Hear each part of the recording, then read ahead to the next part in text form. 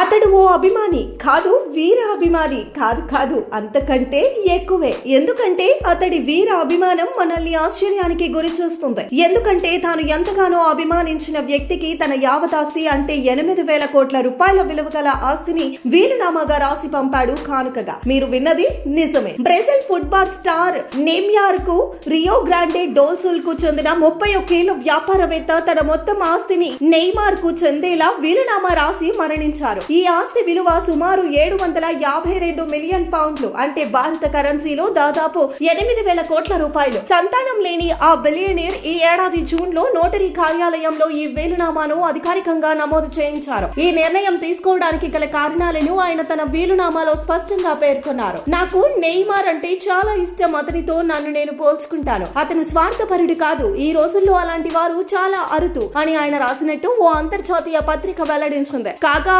వ్యాపారవేత్త ఒక్కసారి కూడా నెయ్మార్ ను కలిసి మాట్లాడకపోవడం గమనార్హం.